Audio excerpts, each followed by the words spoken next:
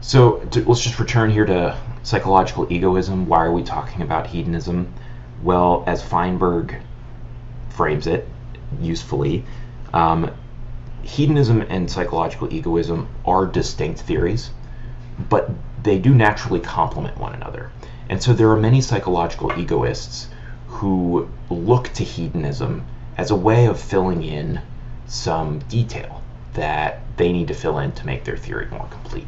Psychological egoism tells us that we're all motivated by self-interest or concern for our own well-being. But it doesn't tell us all by itself what self-interest or well-being is. And so the hedonic theory of welfare can step in and give a specification of what self-interest amounts to. It's pursuit of maximal net pleasure for its own sake.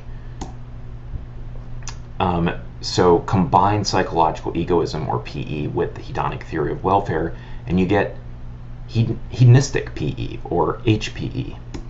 Every human action is ultimately motivated by a desire to attain maximal net pleasure for its own sake. Everything we do can be explained by our desire to gain pleasure and avoid pain in the long run is hedonistic PE. Now, in class we discussed some ways in which there's a caricature of hedonism, I think, in popular culture that, and just the word, I think, hedonist has a sort of bass sound, right? You think drugs and drinking and partying and sex and recklessness. That's what we hear when we think hedonism.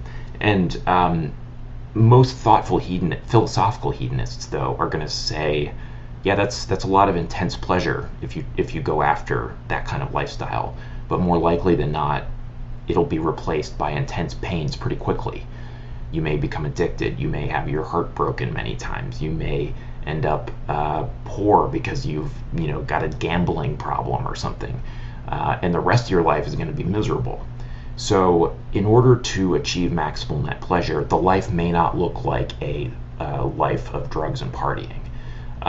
The hedonist will tend to say what you need to do is step back and calculate in the long run what gets me the most pleasure and go for that. And that tends to be something more balanced.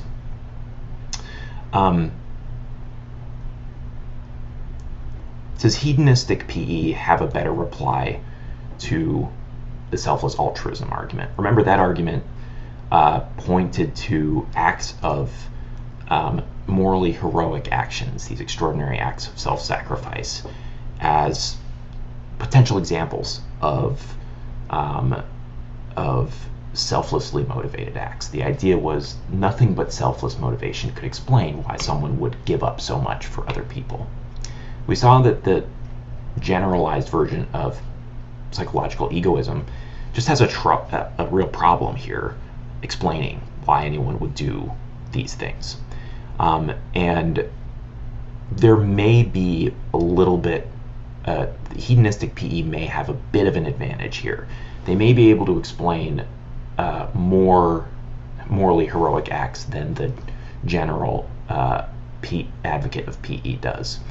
The idea is that often giving up an extraordinary amount for the sake of someone else can make you feel satisfied with yourself.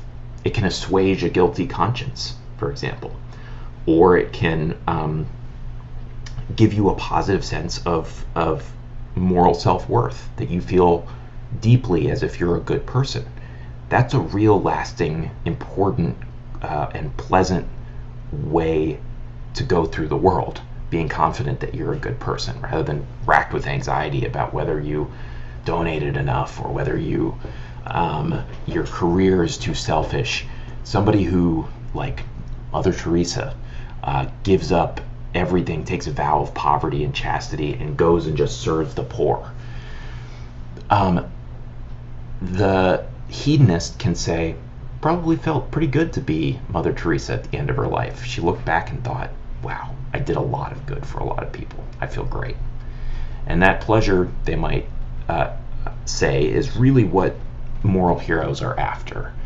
Now, I want to caution against thinking that the hedonistic version of PE necessarily can explain every kind of morally heroic act. What about the real tough cases where somebody straight up knows for sure that if they throw themselves on the grenade, for example, that they'll die? They know for sure, and they do it anyway. Assuming that there's no like pleasant afterlife, which again, that's disputable. If there's no pleasant afterlife, then hedonistic PE doesn't really seem to have much of an advantage in those cases. But on the margins, there may be an improvement here, and they may be able to account for more acts of heroism than the general version of PE can. So that's something for you to think about. Can you think of a version of hedonism that, or even psychological egoism, that can accommodate these morally heroic acts? All right, so I'm actually not going to talk about the experience machine. We talked about it in class. I do want you to know that argument. But I feel like because we talked about it on the first day and because we spent time on it in class, it's relatively straightforward. Do know it. I want to emphasize that. Know both what the experience machine is and know the argument version that I put on the handout. But I think it's not worth going through a third time in this format. So that's the main objection to hedonism that we're going to look at, is the experience machine. All right, next week we'll talk about Aristotle and Mencius, and the idea that perhaps the virtuous life and not the pleasurable life is the good life. See you then.